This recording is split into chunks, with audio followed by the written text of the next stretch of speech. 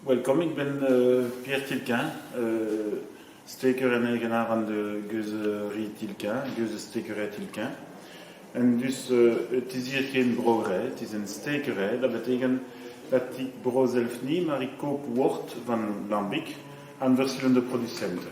Dus ik koop wort aan Boon, Lindemans, Girardin, Cantillon en Timmermans, 5 leveranciers. En ik krijg de wort de dag na het brouwsel, wanneer het is nog niet gegist. Het heeft juist 1 nacht gehad in de koelskip. En op die nacht er is een natuurlijke contaminatie gebeurd met de wilde gisten van de omgeving. En de wort heeft dus geen, er is geen gist toegevoegd, fysisch toegevoegd, maar er is een natuurlijke contaminatie door de wilde gisten van de lucht gebeurd. En daarna komt het hier, en we zetten die wort in houten water, van 400 liter of 600 liter.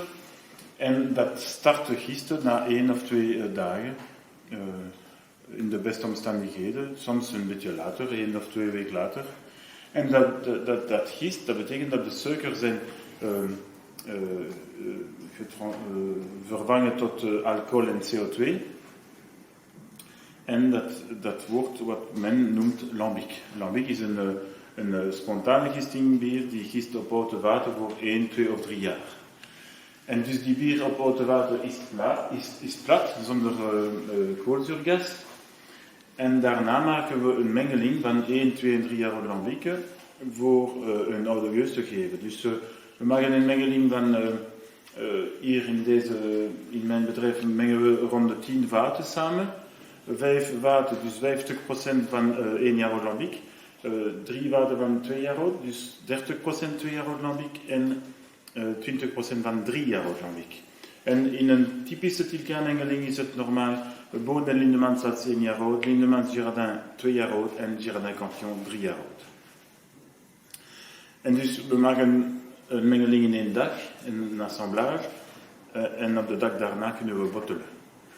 En we kiezen elke lambic een beetje op een beperkte manier om zeker te zijn dat we een goede eindigde suikergehalte in het mengeling.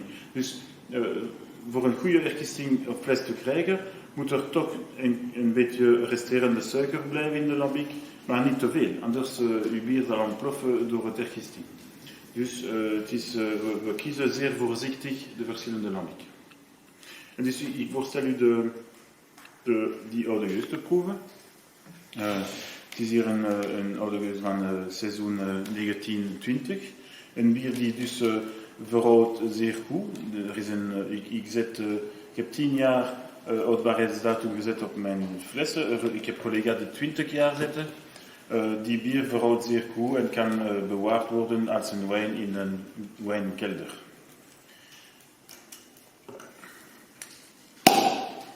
En dat is volgens mij de beste bier dat ik heb op mijn gamma. Omdat een geus is de standaard product, de best product, die verhoudt zeer goed, die zeer interessant. En het is nu 10 jaar dat ik oude geus produceer, dus ik heb die product kunnen elke jaar een beetje verbeteren of beter begrijpen enzovoort. Dus het is zeker mijn beste bier.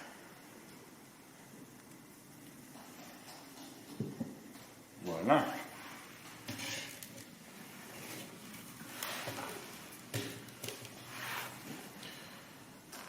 Op uw gezondheid.